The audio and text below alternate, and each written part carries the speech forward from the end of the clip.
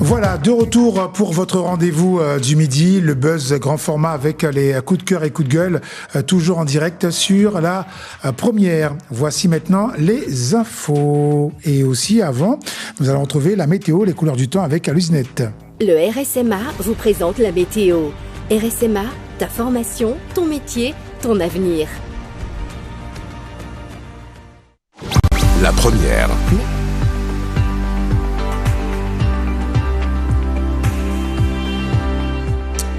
Les couleurs du temps pour cette journée. Luzinette Gilbert, bonjour. Bonjour Bruno et bonjour à tous.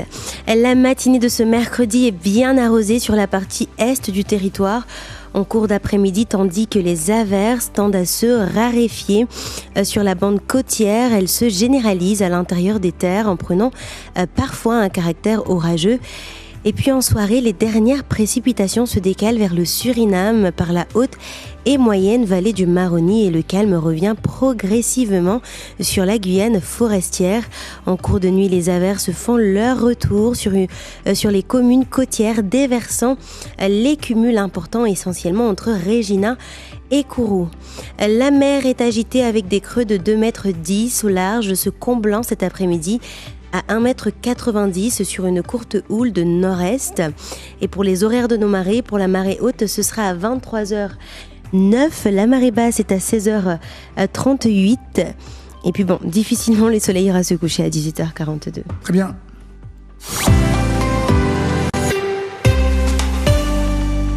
Le RSMA vous a présenté la météo. RSMA, ta formation, ton métier, ton avenir. Merci de nous suivre. L'article du jour avec Luzinette qui sera de retour demain avec un nouvel article. Donc notre site internet, en tous les cas notre serveur subit quelques perturbations suite au réseau qui n'est pas très stable en ce moment. Merci de nous suivre, il est 12h.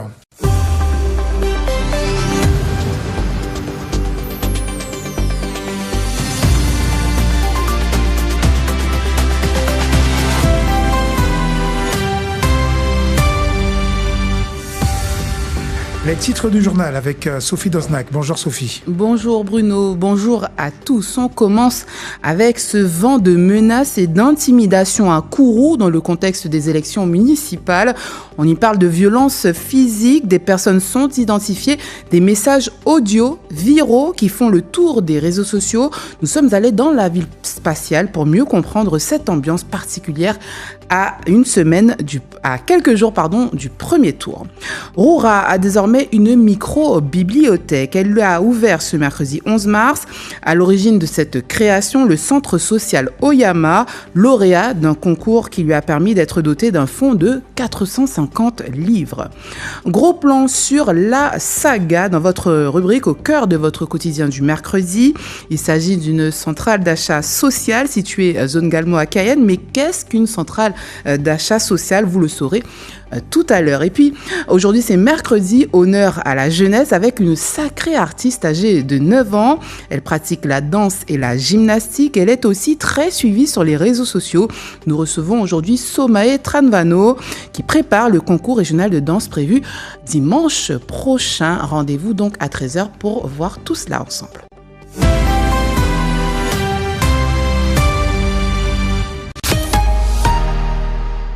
Retrouvez toute l'actualité et les infos des municipales 2026 sur les réseaux sociaux, l'application et le site lapremière.franceinfo.fr/Guyane. Le samedi, le meilleur de la culture urbaine sur la première. C'est Top News, votre magazine d'actualité musicale. Ça fait combien l'année game à Corrupt? Combien artistes DJ qui battent qui pas booké un club? Actu, réseau, média, clip, focus. Et à chaque émission, découvrez le son de la semaine.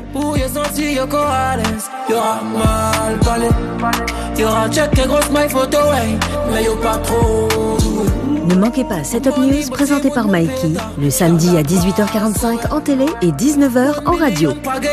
Ce programme est disponible sur le site et l'application La Première.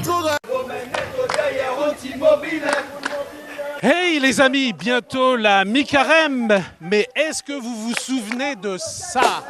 Oui.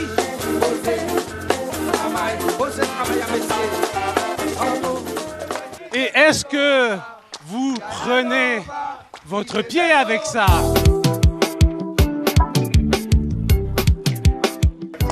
Et puis il y avait ça aussi. J'adore la mi-carême. Vaval Première, spécial mi-carême avec Jean-Pierre Bonnès, à voir jeudi à 22h sur La Première. Ce soir, en télé sur La Première. 20h25, le combat des femmes noires contre les stéréotypes à voir dans l'émission spéciale Casadoc dédiée aux femmes. 21h55, un documentaire spécial Ayana Oshun explore l'absence des pères dans les communautés noires. Casadoc, spéciale femmes. La fête des pères, bonne soirée sur La Première. Retrouvez cette émission en direct sur nos antennes télé, radio et web, Guyane La Première.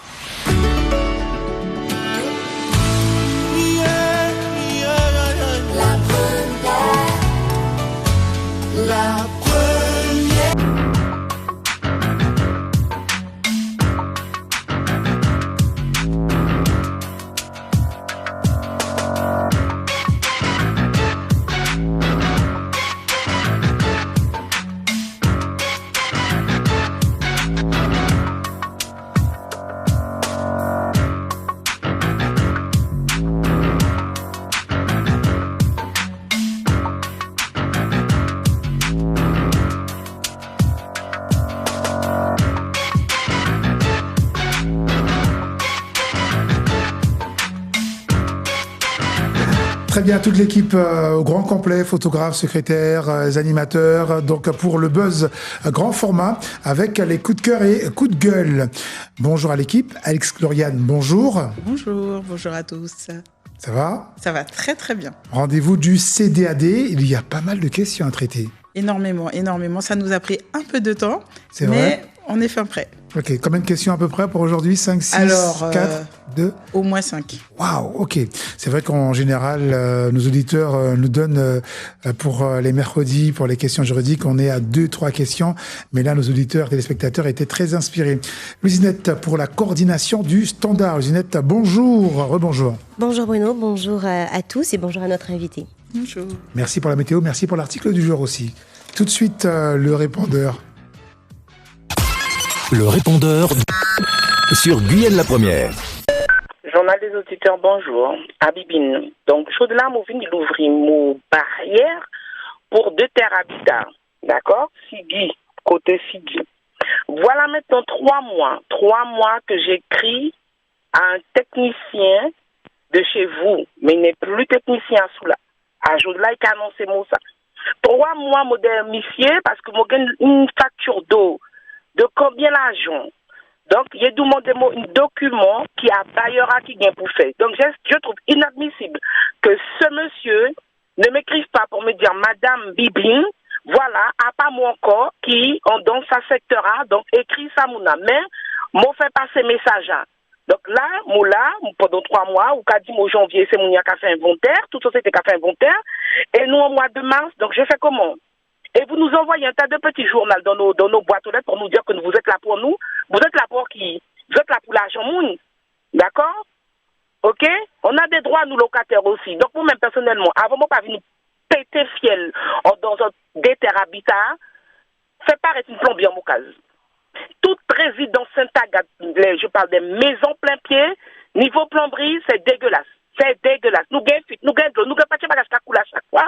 Et vous avez dit nous qu'il y a nos responsabilités. Oui, bonjour à tous. Voilà, pour des raisons évidentes, je n'appelle plus à Guyane La Première. Ça ne concerne que moi. Mais quand même, je ne pouvais pas laisser passer le dimanche avec Bruno, dimanche dernier avec Bruno et le Sage, avec Anita Mathias.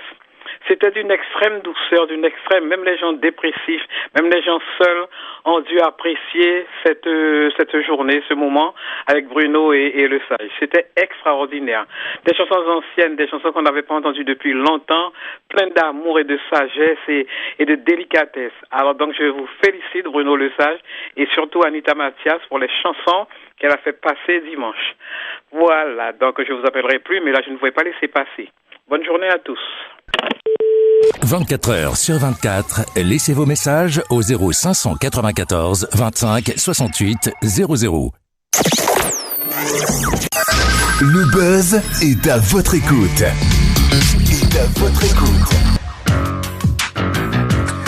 Le buzz à votre écoute, 05 94 39 000. Alors pour le répondeur, Alix, c'est vrai qu'on discutait en même temps en antenne, on préparait et finalisait donc les réponses pour nos auditeurs, téléspectateurs et internautes concernant donc leur coup de gueule déposé pour tout ce qui concerne les questions juridiques.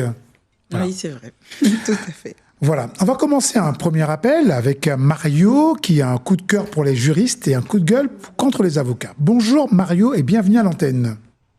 Bonjour Bruno. Bonjour Mario. Ça va Mario, ça va. Il est pas là Le Sage ? Il est en chemin. Ah d'accord. J'ai un coup de cœur pour les juristes parce qu'ils font du bon travail.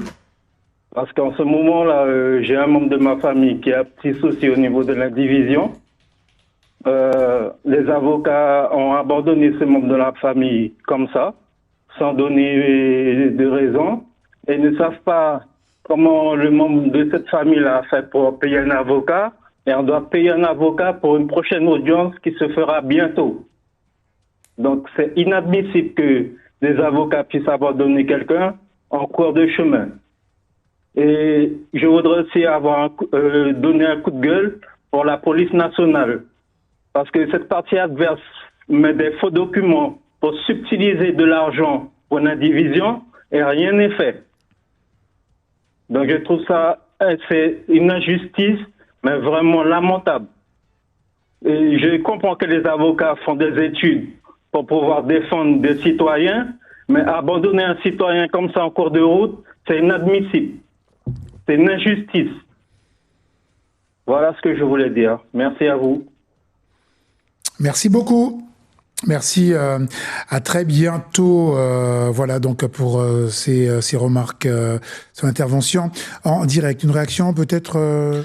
Alors déjà merci pour cette intervention aussi. Je trouve que merci pour surtout le coup de cœur pour les juristes et puis pour rappeler pour ne pas se perdre ou faire de la mauvaise publicité, il faut savoir que dépendamment de l'instance, que ce soit en première instance ou en appel, un avocat a le droit de se dessaisir d'une affaire, c'est-à-dire qu'il va accompagner jusqu'à la clôture de l'instance et puis ensuite il peut faire le choix de ne pas continuer à accompagner son client jusqu'au bout, c'est-à-dire de l'accompagner sur une seconde procédure.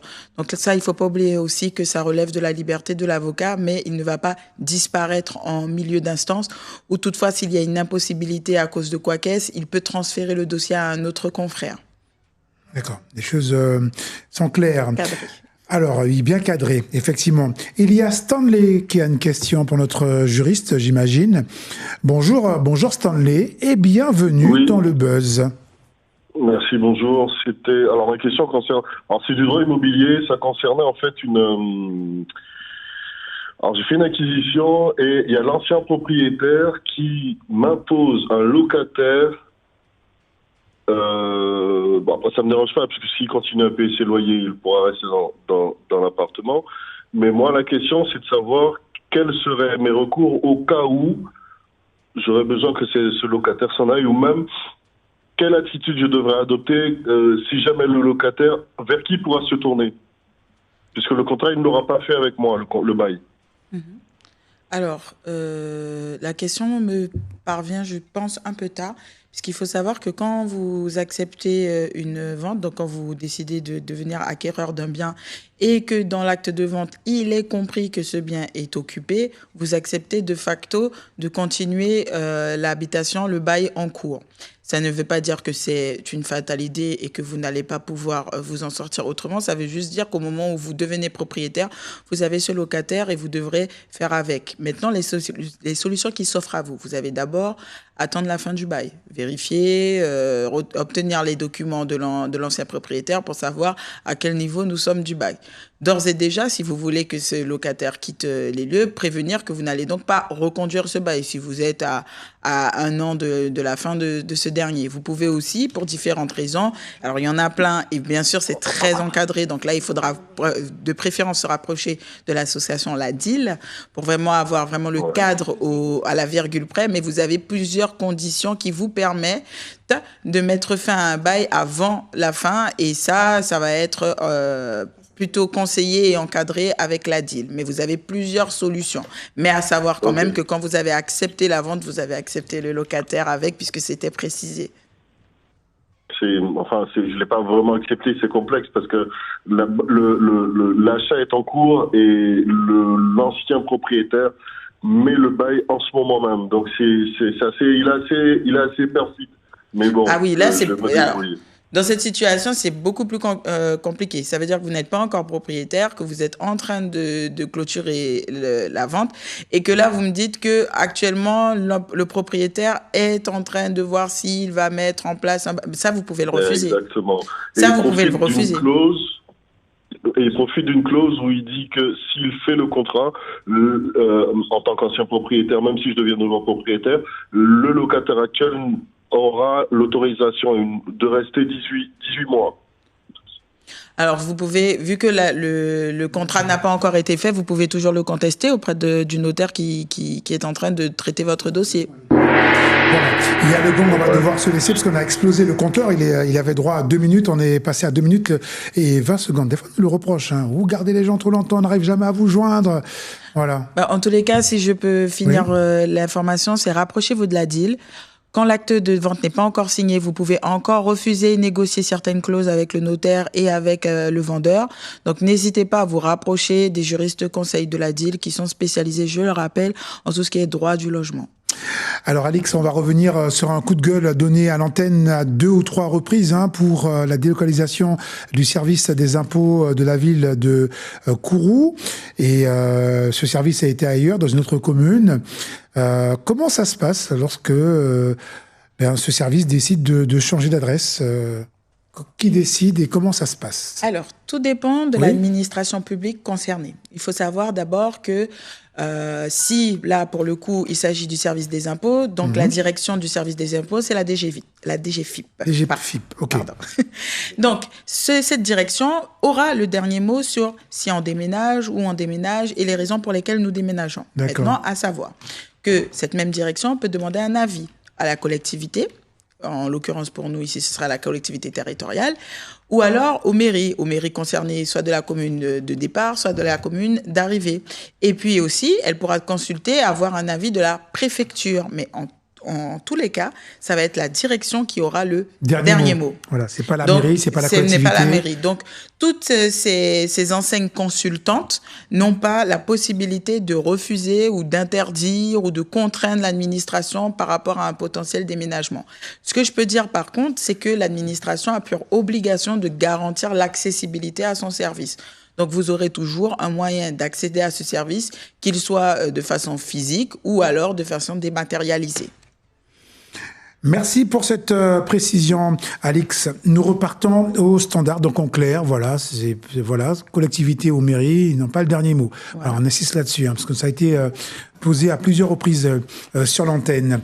On salue Stéphane Gaulitin qui réalise l'émission depuis le studio de la radio, studio Claude Bertrand, et pour le hub, nous avons donc Monsieur Alain Bassot avec sa petite voix. On retrouve tout de suite Christiane pour une question. Bonjour Christiane. Oui, bonjour. Bonjour. Alors, j'aurais voulu poser une question au jury. Allez-y. À la jury. Et j'aurais voulu savoir, quand on vient voir un juriste, par exemple, au CDAD, est-ce qu'il nous aide pas? Est-ce qu'on vient les voir pour nous aider et demander à faire un courrier? Est-ce qu'ils n'ont pas ce rôle-là? Alors, ça, c'est une question qui est assez précise et je vais pouvoir vous répondre assez facilement pour cette question-là. Alors, le juriste du CDAD, il est chargé effectivement de vous informer, de vous accompagner, mais dépendamment du point de permanence, dépendamment du public que nous allons voir, il y a certaines actions que nous n'avons pas le droit de faire, notamment la rédaction de courrier. Pourquoi ? Parce qu'il y a un moment donné où certaines demandes qui sont faites de rédaction de courrier relèvent du conseil juridique et nous ne pouvons pas pratiquer cet exercice puisqu'il s'agit de la fonction des avocats. Donc, si par exemple, pour vous donner un exemple très clair, nous intervenons au centre pénitentiaire, nous allons rédiger les courriers parce que les courriers que nous rédigeons ne relèvent pas du conseil juridique. Dans d'autres points, les courriers qui nous sont demandés relèvent du conseil juridique et donc vous nous demandez de faire un choix à votre place sur votre situation et d'en rédiger et d'en prendre la responsabilité et ça, nous n'avons pas le droit de le faire. D'accord. D'accord, je vous remercie. Je vous en prie. Pour votre réponse. Merci madame et très très belle journée. Revenons sur cette question avec les prud'hommes. Un auditeur, on va remonter le décor, a laissé un coup de gueule parce que depuis 6 ans, plus de nouvelles. On peut expliquer un peu la situation, Alix, suite à ce coup de gueule, l'auditeur? Alors, pour reprendre d'abord avec les bases. Pour rappel, les prud'hommes, c'est quand même la juridiction qui est compétente en matière de litige entre l'employeur et le salarié. Ça, c'est bon, c'est acquis. Est-ce que Alors, cet auditeur de souvenir avait donc pris attache avec un avocat. Donc, il y a un avocat qui le suit sur ce dossier. Pour tout de suite enlever toute forme d'ombre, l'avocat est compétent en matière prud'homale. Ça, c'est une autre question, parce qu'il y a eu un coup de gueule pour dire que non, si on veut être défendu en tant que salarié, il faut surtout pas faire appel à un avocat, mais voir nos syndicats. C'est ça. Alors, l'avocat est compétent.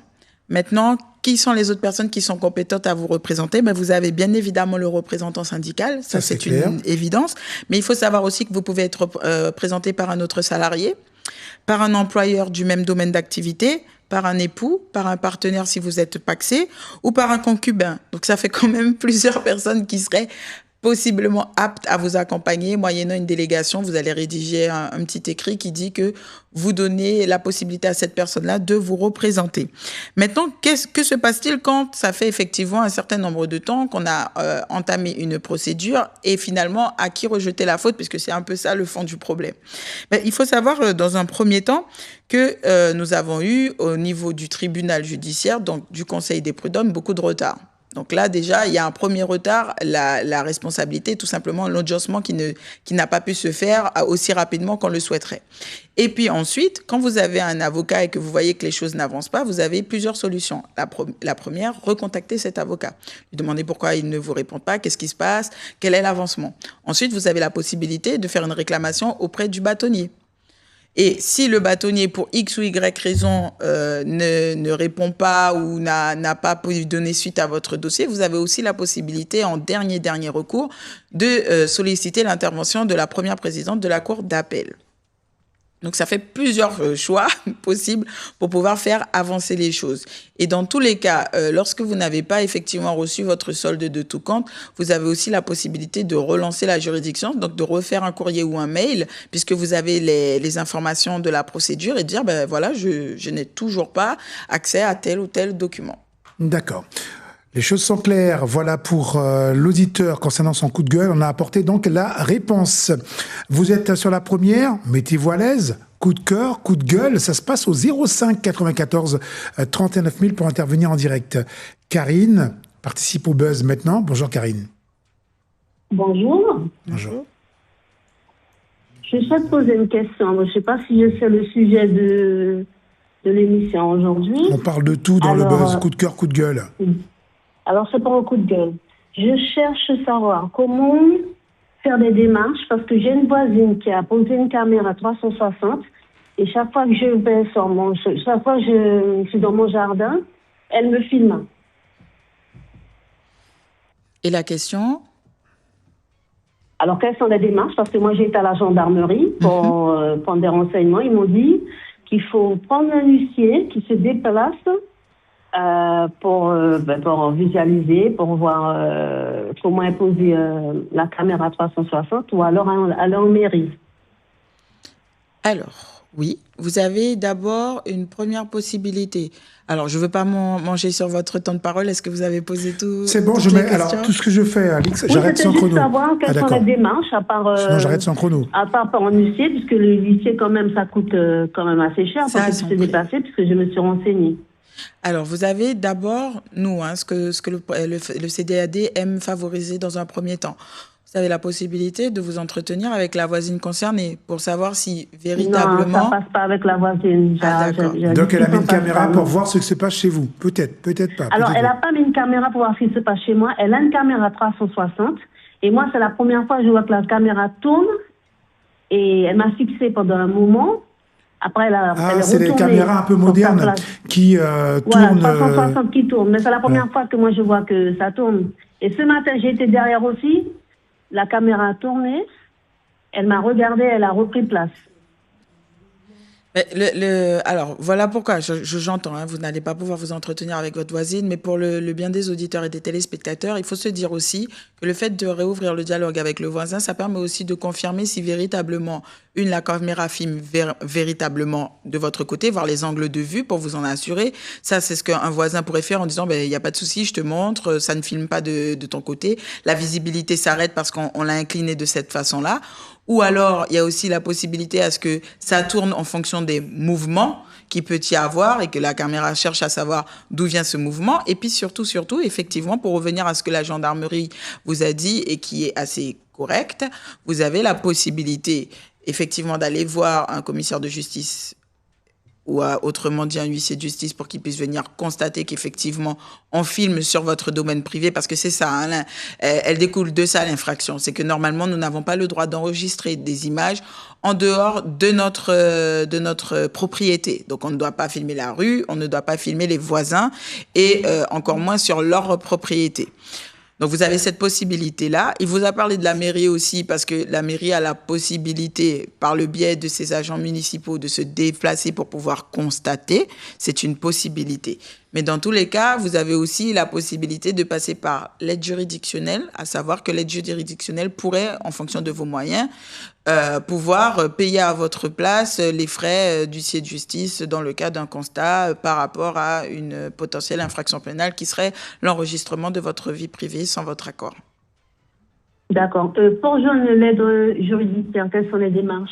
Alors, pour pouvoir solliciter l'aide juridictionnelle, vous avez la possibilité de le faire en version papier. Donc là, vous tapez, soit vous vous rendez au tribunal, on vous donne le formulaire, soit alors vous allez sur Internet si vous en avez la possibilité, vous téléchargez le CERFA pour ensuite constituer le dossier avec vos pièces et le déposer au tribunal au 15 avenue du Général de Gaulle. Soit vous avez la possibilité aussi de faire complètement la demande sur le site de l'aide juridictionnelle du gouvernement. À ce moment-là, il faudra juste bien préciser qu'il s'agit du tribunal judiciaire de Cayenne. D'accord. Parce que pour moi personnellement, la zone où, comment je vais expliquer ça, la caméra quand elle tourne, pour moi elle a pris sur une zone. Donc du coup, il y a le gang, on va devoir se laisser, mais on a quand même développé l'essentiel. Oui, et juste une petite précision, vous avez aussi la possibilité de passer par la conciliation. Ça vous permettra peut-être de remettre et établir le dialogue et de retrouver une solution fiable et sûre avec un conciliateur de justice. Merci beaucoup pour cette intervention. Nous allons tout de suite retrouver d'autres auditeurs pour les coups de cœur et coups de gueule, ou peut-être faire une question juridique. Bon, on y va. Il y a Karine qui souhaite intervenir dans le buzz. Bonjour. Allô, c'est Victoire. Alors Victoire, pardon. Victoire. Oui, bonjour. oui, bonjour. Bonjour.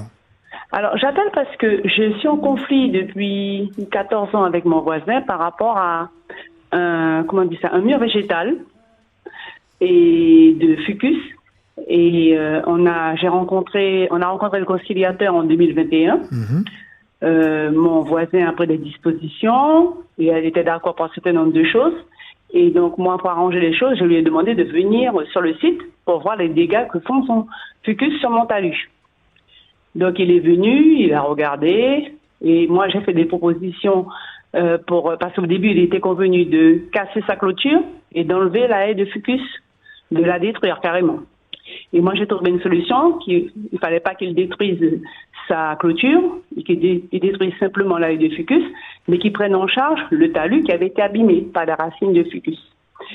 Et donc, elle a écrit à la conciliatrice pour dire qu'il voudrait que je prenne en charge ce talus à 50%, que j'ai refusé puisque je lui ai dit que ce talus a été abîmé à cause de ses racines, pas à cause de moi. Et donc, l'affaire est bloquée. Et donc là, j'ai écrit au procureur de la République. On m'a conseillé d'être au procureur de la République. C'est ce que j'ai fait. J'ai déposé un dossier. Je voulais savoir combien de temps ça prendra effectivement pour que le procureur de la République réponde. Alors, c'est relatif. C'est relatif, tout dépend. Vous l'avez envoyé quand, votre courrier, madame ? J'ai déposé le courrier au tribunal le mois dernier. Ah, vous l'avez déposé. Alors, il faut savoir que pour saisir le procureur de la République, il faut que ce soit un envoi postal en recommandé obligatoirement pour que le procureur puisse se saisir. D'accord ? Ça ne veut pas dire qu'ils ne vont pas le traiter, ça veut dire que vous assurez mieux vos arrières si vous nous faites une copie et que vous l'envoyez en recommandé. Aïe. Mais il y a beaucoup de documents. D'accord. Mais est-ce que là, je peux écrire au procureur de la République par mail ? Est-ce que j'ai cette possibilité-là ? Oui, vous avez la possibilité de vous adresser au procureur par tous les moyens, bien sûr. D'accord. Donc, je peux lui écrire pour lui dire que j'ai déposé un dossier, est-ce qu'il peut jeter un œil, bienveillant, on va dire. Alors, le procureur de la République ne jette pas un œil bienveillant. Le procureur de la République se saisit ou pas d'une affaire. Donc, vous décrivez une situation, elle est problématique, vous n'avez pas de solution, le procureur fait le choix d'intervenir ou non. Merci bien madame, et passez une très très bonne journée. Vous avez bien les encouragements, Alix, de monsieur Jean-Bernard Minger, qui a été élu meilleur chauffeur de l'année 2025, qui vous salue. Merci beaucoup. Et qui suit le buzz et qui aime bien l'intervention du CDAD du mercredi. Voilà, merci. Il nous suit actuellement meilleur chauffeur 2025 de bus. Voilà. Nous poursuivons avec tout de suite l'intervention. Il est 12h32.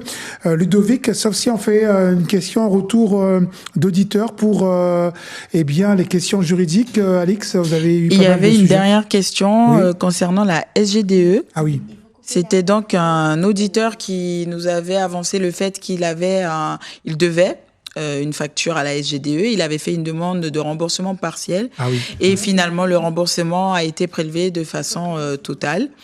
Et on lui a proposé de faire un recours pour pouvoir changer la situation. Et il n'a pas eu de réponse depuis. Il voulait savoir s'il avait d'autres possibilités. Ce que je vais dire ne va pas être agréable à entendre. Il est vrai que soyez toujours direct. C'est le droit et j'essaye d'être direct avec vous et de pas trop vous ménager non plus. Il faut savoir que lorsque vous avez une somme due, il n'y a aucune obligation pour l'entreprise de accepter d'accorder un paiement partiel ou échelonné. C'est pas vrai. Il n'y a pas d'obligation. Donc, il en vient finalement à la liberté de cette structure de si oui ou non on échelonne et on échelonne comment et combien. Là, effectivement, manifestement, il y a des preuves qu'il y a eu accord. Il y a eu accord et normalement, le paiement aurait dû être partiel. Ne voilà-t-il pas que ça n'a pas été fait ? Eh bien, les solutions ne sont pas énormes. Vous avez la possibilité de refaire une demande d'un remboursement partiel parce que ça vous met en difficulté financière pour ensuite, après, pouvoir rembourser la somme. Mais il faut être réaliste. C'était une somme que vous deviez. Donc, ils ont prélevé. S'ils n'avaient pas prélevé la somme que vous deviez, là, il y aurait eu un autre problème, mais ce n'est pas le cas. Donc, actuellement, les solutions, à part la demande de remboursement partiel en vue de reverser cette somme, il n'y a pas d'autres solutions. On va être franc avec l'auditeur, ça va être compliqué.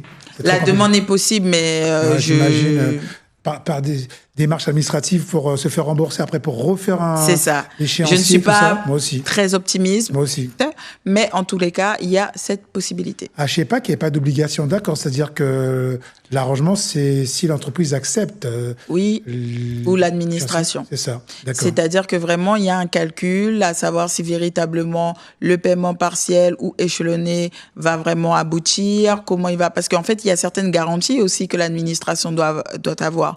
Donc, si finalement l'administration sent que non, le prélèvement en une seule fois, c'est la meilleure façon, ils peuvent le faire. D'accord. C'est pour ça qu'il y a eu beaucoup de soucis à l'époque avec les chéquiers, les fameux chèques qu'on pouvait. C'est ça, les chèques où avant, par habitude, on mettait une petite date et on demandait, mais c'est à l'appréciation, c'est de l'argent que vous devez, donc forcément. Voilà. Il y a eu beaucoup d'erreurs à l'époque et c'est. Ça fait couler beaucoup d'encre. Nous poursuivons avec tout de suite la ligne... Il y a du monde là. On continue rapidement avec Georges, ligne 3. Georges, bonjour. Georges, voilà, il va dire pourquoi il nous appelle. Bonjour Georges.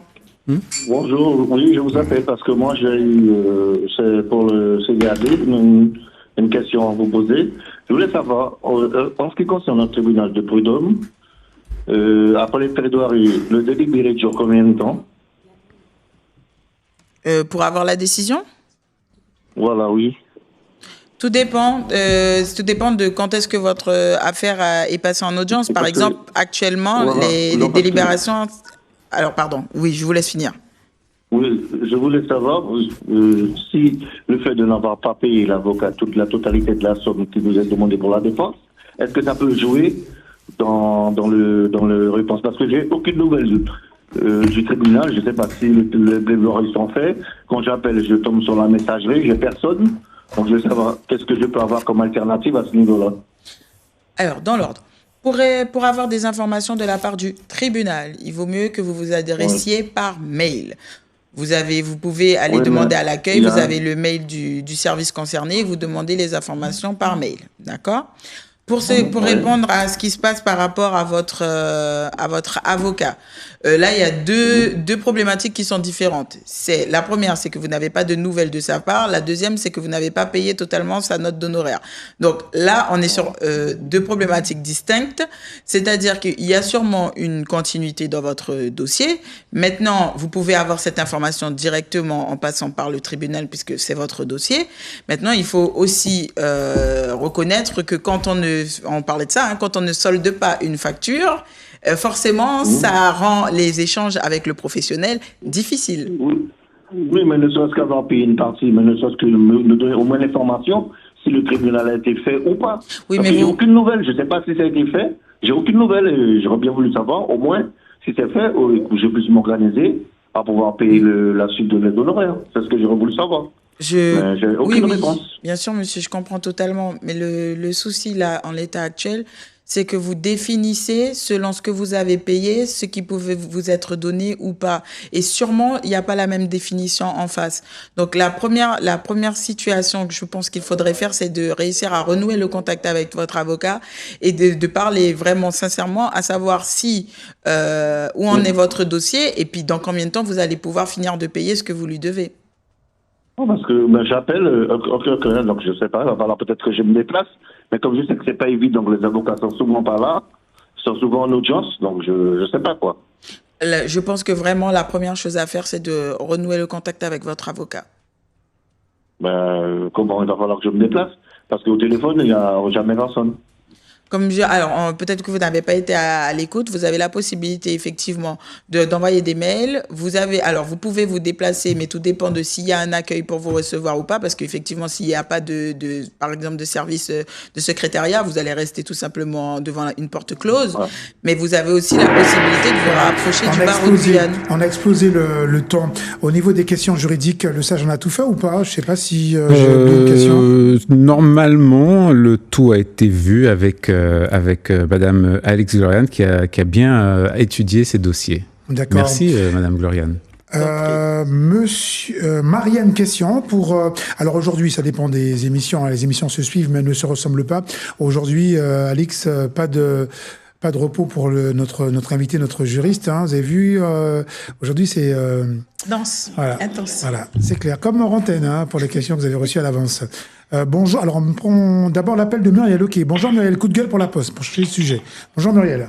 Bonjour à tous sur le... c'est toujours concernant la Poste qui ne livre pas les courriers, les colis. Et je voudrais savoir comment faire pour tenter quelque chose, parce que là, ça commence à bien faire. Ça fait 4 mois, on n'a rien. Voilà. C'est ma question. Vous êtes dans quel secteur, madame? Toujours secteur Montabo. Montabo, ouais. Ça fait 4 mois, on n'a rien. Et quand on va à la poste pour leur demander, on nous dit non, c'est pas la peine de venir, on ne vous a pas appelé, donc c'est pas la peine de venir récupérer. Donc on n'a pas de colis, on n'a pas de courrier, on n'a rien. Effectivement. Voilà. Bon. Eh ben, on relance, hein, comme d'habitude. D'accord. Voilà. Ben, je vous remercie. Merci à vous. Au revoir. Au revoir. Ouais. Merci beaucoup, au revoir. Alors, Alix, on va revenir sur une réponse. Le monsieur qui avait laissé son coup de gueule pour la SGDE, qui avait finalement tout prélevé au lieu de respecter l'échéancier qui était prévu, il est avec nous. Je pense qu'il n'a pas bien compris la réponse. Il est là, il s'appelle Richard. Richard, qu'on soit bien d'accord pour la réponse, représentez-nous le décor, s'il vous plaît. Oui, bonjour. Je vous disais que j'avais fait un règlement partiel sur une facture de la SGDE. Et 2 semaines après, quand j'ai voulu solder, j'avais payé par téléphone et en fait, j'ai payé la totalité de la facture. Le règlement partiel n'avait pas été pris en compte. Réponse. Donc j'aimerais me faire rembourser. Non. Alors, j'ai répondu à la place d'Alix, mais le remboursement est impossible, Sauf si le règlement que vous avez fait ne correspond pas à votre facture initiale. Donc, parlons de petites sommes, même si je sais que ce n'est pas une aussi petite somme. Si vous devez 20 € et qu'on vous a prélevé 40, là, oui, il y a des réclamations à faire. Si vous deviez 20 € que vous vouliez en payer 10, mais que finalement, il a été prélevé 20, vous n'avez pas de recours. Si ce n'est un recours d'un remboursement partiel, dans le but de leur repayer la somme. Et ça, franchement, même si c'est possible, je doute fort que ça vous soit accordé. Excusez-moi, parce que la facture était de 218, je paye 118, normalement le solde est de 100 €. Et en fait, j'ai payé 218 la totalité, donc autrement dit, j'ai payé 118 € de plus, donc il devrait me rembourser. Alors, vous avez payé 118 € de plus, pourquoi ? Non, il a payé 118, il voulait payer 118. Un règlement partiel de 118 €. Voilà, il voulait payer 118. Sur un total de 218. Et quand j'ai voulu solder, donc payer la différence de 100 €, au niveau du choix, j'ai dit règlement total parce que pour moi c'était le solde. Et alors au lieu d'avoir à payer 100 €, la différence, le solde, j'ai payé la totalité de la facture de 118. Ah, donc c'est pas la même chose. Donc vous avez donc payé, vous avez fait un acompte et ensuite vous avez repayé une facture totalement. Voilà. D'accord, là, c'est pas la même chose. Là, vous faites une réclamation pour un remboursement de la différence. C'est ce que je disais depuis le début. Si vous deviez une certaine somme et que vous payez plus de cette somme-là, vous faites un recours, donc un courrier qui dit, voilà, moi, j'ai payé tant alors que ma facture était de tant. Je vous demande maintenant le remboursement. C'est pour ça que j'ai voulu revenir sur... Justement, je suis allé à l'agence de Baduel, ils m'ont donné une adresse mail. Et que j'ai adressé un mail à cette agence-là.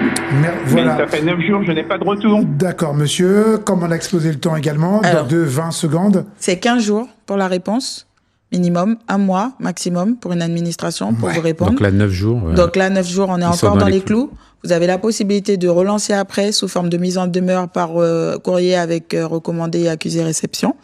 Et après ça, s'il y a encore il n'y a pas de réponse, vous pouvez vous rediriger vers nous. On va pouvoir vous donner la suite de la procédure. Merci beaucoup, monsieur. Restez-nous fidèles. 11h43, vous êtes au cœur du buzz pour les coups de cœur et coups de gueule au 05 94 31 9000. On accueille ensemble, s'il vous plaît, sur le plateau, Ludovic. Bonjour, Ludovic. Bonjour. Bonjour. Allez-y, on vous écoute. Moi, ça concerne les prud'hommes. Alors, j'ai mon affaire qui dure 6 ans. Et mon affaire a été repoussée une fois de plus à juin. Et aujourd'hui, c'est critique pour moi parce que j'ai des soins aussi à effectuer. Donc, à ce jour, j'ai toujours pas reçu mes indemnités de fin de contrat, solde de tout compte, comme la juriste disait tout à l'heure. Et moi, je suis choqué un peu parce que j'ai des enfants en bas âge. Donc, j'ai sollicité l'attention du bâtonnier par un courrier adressé en février 2026 afin de clarifier ma situation. Mais en vain, j'ai pas retour du bâtonnier. Et j'ai eu mon affaire qui est passée au début du mois de mars, là, et qui a été repoussée, comme je vous ai dit, à l'instant, au mois de juin. Donc, ça fait 6 ans et 6 mois. Donc, j'ai un enfant en situation de handicap. et j'ai 4 en bas âge. Et là, pour l'instant, je me demande où est-ce que mon histoire va arriver, puisque j'ai pas eu de retour de mon avocat non plus, lorsqu'il y a eu la plaidoirie là, de début mars. Et j'ai dû aller à son cabinet pour savoir à quand la prochaine audience. Donc le secrétaire m'a dit début du mois de juin, j'aurai encore une plaidoirie. Donc l'employeur ne se présente jamais à l'audience, mais il y a toujours une affaire de repousser et par rapport à la défense. Donc moi je ne comprends pas. Alors, pour éviter de faire doublon avec la réponse que j'ai donnée tout à l'heure et pour essayer de me caler au mieux à ce que vous êtes en train d'avancer, pareil, la problématique, vous la situez à plusieurs endroits différents. Ça fait 6 ans que l'affaire est en cours. Vous dites là que vous avez des urgences financières, ce qui sous-entend que le paiement ou le paiement éventuel qui va vous être versé est maintenant urgente. Vous pouvez vous rapprocher de votre avocat pour qu'il fasse une demande en référé pour que vous soit versé partiellement une somme qui ressemblerait à peu près à ce que vous allez devoir recevoir pour justement pallier à vos soucis, par exemple, de prise en charge par rapport à vos enfants et autres. Bien que le fait que ça fasse 6 ans, ça va être compliqué de justifier de l'urgence de cette somme parce qu'on va vous avancer sur pendant 6 ans, vous avez sûrement repris une activité. Enfin, voilà, ça va être sujet à débat, mais c'est propre là vraiment là, ce sera l'affaire de votre avocat de sortir son épingle du jeu sur cette question-là. Maintenant, si vous avez là pas de problème finalement de communication, puisque au niveau du secrétariat du cabinet de votre avocat, vous avez toutes les informations que vous avez souhaité avoir, c'est-à-dire que l'audience a eu lieu, qu'elle a été renvoyée, qu'il y aura un délibéré à telle ou telle date. Je comprends, ça fait beaucoup de temps. Donc, vous êtes, je pense, lassé de la situation, ce qui est normal. Mais en l'occurrence, il n'y a pas de souci de communication et il n'y a plus vraiment d'urgence, en tous les cas, quand on regarde de prime abord le dossier. Maintenant, charge à votre avocat, et il pourra le faire, je pense, sans problème, de pouvoir vous proposer des solutions pour justement pallier à cette urgence financière qui semble être la vôtre aujourd'hui. Bon, on espère qu'il a entendu la réponse complète, parce que effectivement, tout à l'heure, vous aviez apporté déjà des éléments. Donc, bon courage à vous et on espère vraiment que la situation sera vite résolue. Merci beaucoup. À très bientôt. Nous allons tout de suite retrouver Dominique qui souhaite poser une question. Dominique, bonjour. Merci pour l'attente. Bonjour. Bonjour Dominique. Oui, bonjour. Alors, je voudrais poser une question. Que faire face à un notaire qui a complètement disparu de la circulation? Surtout que nous avons un dossier en attente depuis 6 ans, que ce notaire a empoché les frais d'ouverture de dossier ainsi que les frais pour pouvoir traiter la succession. C'est comme de notre père qui a décédé depuis 6 ans. Et ce notaire, il est injoignable, ni par téléphone, ni par mail. Il est sans abonné absent, il ne nous contacte pas, on ne sait plus rien de lui, sauf qu'elle nous avait dit, parce que bon, c'est une femme, c'est ce qu'elle nous avait dit qu'au départ, qu'elle avait eu un problème informatique qui à ce jour n'est toujours soi-disant pas résolu et qui est compliqué, et aucune information, on ne sait pas ce qu'elle devient, on ne sait rien du tout, sauf qu'elle a empoché notre argent et qu'on est encore au point mort de cette situation de succession. Alors, que faire face à cela?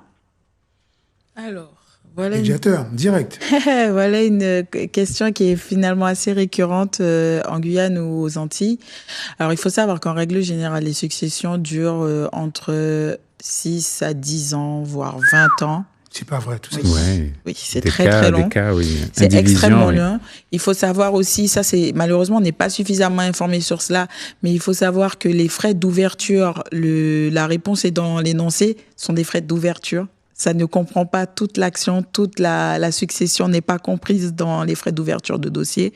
Donc, il y a sûrement d'autres factures qu'il va falloir payer, régler pour que la succession puisse se clôturer. Et puis, pour en revenir à sa question, à savoir que se passe-t-il? Alors là, je vais répondre en règle générale pour ne pas viser une étude plutôt qu'une autre. C'est que quand vous n'avez plus de réponse de votre notaire, il faut d'abord se référer à la dernière réponse qui a été faite parce que souvent, la raison a déjà été dite. dites, soit parce que les héritiers ne s'entendent pas, soit parce qu'il manque des documents, soit parce qu'il faut faire des recherches, parce qu'il y a peut-être d'autres héritiers et qu'il faut s'assurer que ces autres héritiers soient bien conviés à cette succession. Et puis, il y a aussi tout simplement parce qu'il y a un souci au point de vue du patrimoine, donc tout n'a pas été correctement calculé, il y a encore des choses à faire. Donc, il y a souvent cela. Et puis, effectivement, ça peut arriver, comme toute personne, il peut avoir d'un seul coup une rupture de communication. Et là, vous avez la possibilité de vous rapprocher du syndicat j'ai oublié du représentant intersyndical. C'est bien ça, c'est ça. Des notaires de la Guyane et de la Martinique, qui va pouvoir intercéder en votre faveur, c'est-à-dire qu'il va se saisir du fait qu'il n'y a plus de communication entre vous et votre notaire et aller lui-même se poser les questions et savoir où ça en est, puisque pour rappel, un notaire peut œuvrer, qu'il soit en Guyane ou en France hexagonale ou aux Antilles, sans problème sur n'importe quel dossier. D'accord. Ça va encore allonger le temps d'attente. Par contre, vous avez parlé tout à l'heure de 6 mois, 6 ans, etc. de problèmes de succession. Voilà, succession. Le temps record, le plus court, c'est combien de temps? Parce que on peut le faire Alors, le plus court, c'est quand vraiment il y a aucun doute sur aucune chose. Les héritiers, sur les pièces. Ça peut vraiment se solder. Alors, pas en un mois, mais ça peut vraiment se solder en un an quand il y a vraiment, tout est très, très clair. Tout a été prévu. Il y a eu un testament. Il y a aucune contestation. Tout est très bien. En un an, ça peut se faire. Mais c'est vraiment des cas qui sont finalement très rares. Et on est plus sur une dizaine d'années. Quand même. La maison a le temps de se dégrader. Voilà, pour employer le bon mot. On va peut-être conclure avec un dernier appel. C'est Ivan qui a un coup de gueule, ça concerne la Poste. Ivan, merci d'avoir patienté. Désolé, il y avait beaucoup de monde aujourd'hui aussi, au standard. Bonjour. Bonjour. Oui, je voulais rassurer la dame qui a appelé pour la Poste de Montabo. Je la rassure, elle n'est pas la seule. La commune de Rémière-Montjoly aussi est particulièrement impactée. J'attends du courrier depuis 5 mois. Et j'ai fait les réclamations. 5 mois. Oui. Voilà. Et j'ai fait aussi les réclamations. Alors, il m'a été répondu que je pouvais envoyer... Alors, où elle fait la réclamation au 3631, mais elle peut aussi écrire carrément au médiateur du groupe La Poste. Et je me dis, si plus de gens écrivaient, téléphonaient au 3631, je me dis, finirait bien. Enfin, j'espère qu'ils finiront par trouver une solution. Oui. D'accord. Voilà. Ok. Très bien. Merci. On a entendu l'appel, en tout cas. Merci. Merci, madame. Merci, très au belle revoir. journée. Au revoir. On va faire la force. Ok. Alex, on a un peu tout dit, voilà, pour les thèmes. Oui, je suis même assoiffée, là. Il y a du jus de citron en coulisses, ça fait du bien. Non, c'est un bon brûleur de graisse sans abuser. C'est très bon. Qu'on va partager ensemble juste après l'émission. Zinette, ça a été pour le standard? Les auditeurs, téléspectateurs ont bien joué le jeu? Ça va? Oui, ça a été? Ok, très bien. Merci, Alix Le Sage. Merci, Bruno. On se retrouve très, très vite. Mais demain? On se retrouve demain. Merci pour votre fidélité. Merci, Adeline. Au revoir.